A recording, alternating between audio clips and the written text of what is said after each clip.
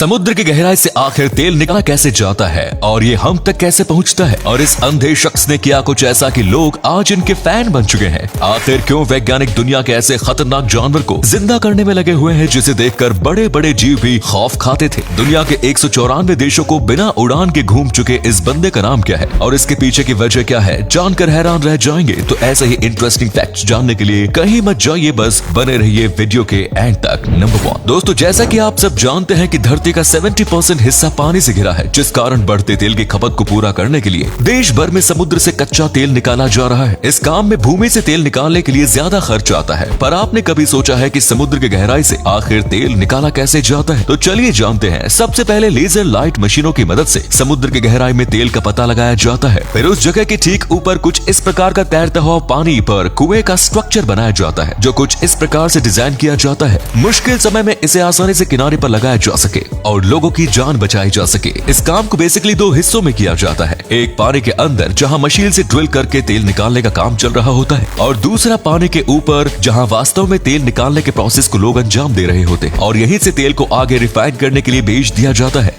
जो हमें petrol, diesel और केरोसिन के रूप में प्राप्त होता है। आपको ये जानकारी कैसे लगी कमेंट्स में जरूर बताएं। नंबर 2, आज हम एक ऐसे व्यक्ति की बात करेंगे जो शारीरिक रूप से विकलांग है पर मानसिक रूप से एकदम तेज। जी हाँ, नेपाल के जिले तेपलजंग में जन्मे रमेश परसाई की जन्म से ही दोनों आंखें नहीं थी, जिस वजह से उन्हें कई मुश्किलों का सामना करना पड़ा। जैसे तैसे उन्होंने अपनी शिक्षा पूरी की और बीएड की डिग्री हासिल की। फिर रमेश छोटे छोटे शो में शामिल होने लगे, जहाँ वो भाषण देते थे जो दिल को छू लेने वाली सामाजिक जागरूकता और क्रांति पर आधारित होती थी। अपने मीठे, प्रेरक, क्रांतिकारी और सामाजिक जागरूकता के कारण वो आज के समय में एक सिंगर, आरजे, वीजे और पब्लिक स्पीकर के रूप में नेपाल के लोगों के लिए प्रेरणा बने हुए हैं। पब्लिक स्पीकर सीजन 2 जीतने के बाद तो जैसे उन्हें एक अलग ही पहचान मिल गई। इस लोकप्रिय शो से पहले वो हमारे लिए अनजान थे, पर आज वो सबके लिए एक प्रेरणा बन चुके हैं। उनकी इस सफलता में सोशल मीडिया का भी अहम रोल है। ऐसे व्यक्ति के लिए एक लाइक तो बनता ही है। नंबर 3, जिस गहरे काले रंग की वजह से लोग शर्मिंदा होते हैं, उसी रंग की वजह से अमेरिका के सूडान की नाकिम गैटविच को क्वीन ऑफ डार्कनेस कहा जाने लगा है।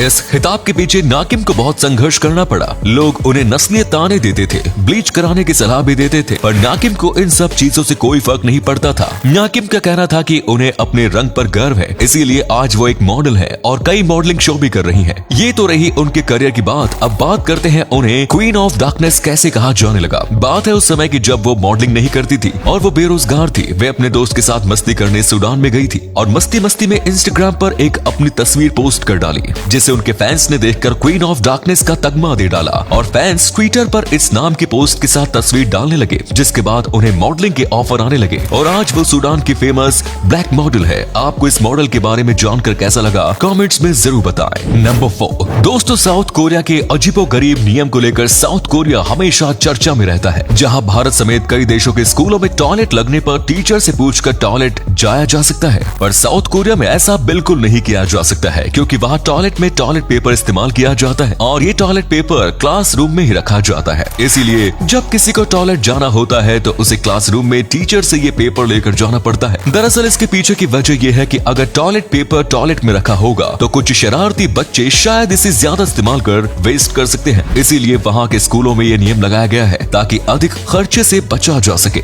आपको इस नियम के बारे में जानकर कैसा लगा कमेंट्स में जरूर लिखें। नंबर 5, आज दुनिया में कई ऐसे जानवर हैं जो दुनिया से गायब हो चुके हैं। उनमें से एक था सैबर टूथ, जिसे स्माइलोडॉन कैट कहा जाता है। 1930 में ब्राजील के शहर लागोआ सेंटा के जंगलों में बनी एक गुफा में वैज्ञानिकों को स्माइलोडॉन के कुछ कंकाल मिले, जो कि हजारों साल पुराने थे। वैज्ञानिकों ने स्माइलोडॉन के कंकाल में लगे इन बड़े दांतों की वजह से उसे सैबर टूथ का नाम दे डाला। अपने समय का ये सबसे खतरनाक जानवर है, जिसे देख बड़े बड़े जानवर भी खौफ खाते थे, जो अपने दांतों की मदद से ये किसी भी जानवर का शिकार बड़ी आसानी से कर लेता था और इनका वजन 300 से 400 किलोग्राम तक होता था। ये आज के शेरों से भी ज्यादा खतरनाक होते थे। इनके ही टाइम में हॉलीवुड की फिल्मों में दिखाए गए मैमथ भी जिंदा थे, जो कि स्माइलोडॉन के गायब होने के बाद तक जिंदा थे। आपको जानकर हैरानी होगी कि वैज्ञानिक इन जानवरों के कंकाल की मदद से इन जीवों को फिर से जिंदा करने में लगे हुए हैं। क्या आप इन खतरनाक जीवों को 21वीं सदी में फिर से जिंदा देखना चाहते हैं? कमेंट्स में जरूर बताएं। नंबर 6, अगर आपको भी वीडियो गेम खेलना पसंद है तो आप करोड़पति बन सकते हैं। जी हाँ, सुनकर चौंक गए? गए ना आप। दरअसल ये कोई मजाक नहीं है जहाँ बच्चों के माता पिता उन्हें गेम खेलने से मना करते हैं क्योंकि उन्हें लगता है कि ये एक टाइम वेस्ट है। वहीं ब्रिटेन के रहने वाले जेडन स्वान ने दुनिया का सबसे बड़ा वीडियो गेम खेलकर $1 मिलियन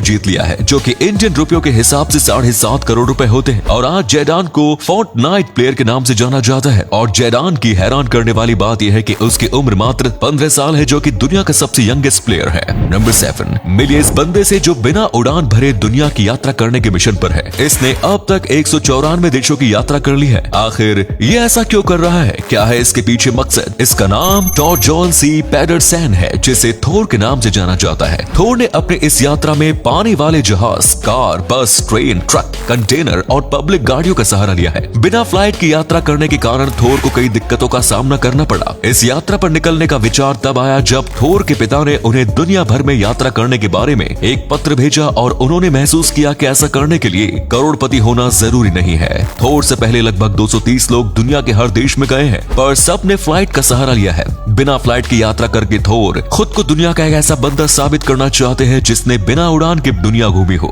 थोर अपने इस यात्रा को पूरा करने में 9 देशों से पीछे हैं और कोविड महामारी के कारण अभी हांगकांग में फंस गए हैं। इस यात्रा पर निकलने से पहले थोर का शिपिंग और हम लॉजिस्टिक के साथ 12 साल का करियर था। उन्हें लीबिया, बांग्लादेश और दुनिया भर के कई अन्य स्थानों में भी काम किया है। नंबर 8 आपने कभी न कभी रियल लाइफ फिल्मों या फिर चिड़ियाघर में नारंगी रंग के इन नॉर्मल बाघों को तो देखा ही होगा, पर क्या आपको पता है कि दुनिया में ऐसे बाघ भी हैं जो सफेद रंग के होते हैं, जिन्हें व्हाइट टाइगर कहते हैं। ये रेयर व्हाइट टाइगर भारत के बेस्ट वाइल्ड लाइफ डेस्टिनेशन कहे जाने वाले मध्य प्रदेश और पश्चिमी बंगाल में पाए जाते हैं। इन रेयर टाइगर का एक फैक्ट ये भी है कि ये केवल भारत में ही पाए जाते हैं। सबसे पहले 1951 में रीवा के महाराजा मार्तंड सिंह ने मुकुंदपुर को जंगलों में व्हाइट टाइगर को देखा था। इससे भी ज्यादा हैरान करने वाली बात यह है कि इन व्हाइट टाइगर की तरह ही व्हाइट मोर भी होते हैं, जो कि टोक्यो के साथ साथ भारत में भी बड़ी संख्या में पाए जाते हैं। आपको बता दें कि ये रंग इनका असली रंग नहीं, दरअसल इनके आनुवांशिक परिवर्तन के कारण ही इनका रंग सफेद होता है। इनके इसी रंग की वजह से इन्हें रेयर जीवों की श्रेणी में रखा जाता है। क्या आप भी इसी तरह के किसी रेयर किस्म के जानवर के बारे में जानते हैं? कमेंट्स में जरूर बताएं। तो ये थे कुछ अमेजिंग फैक्ट्स। वीडियो को शेयर जरूर करें ताकि आपके दोस्त और जानने वाले भी जान पाएं कि आप कितने इंफॉर्मेशनल वीडियोस देखते हैं। धन्यवाद।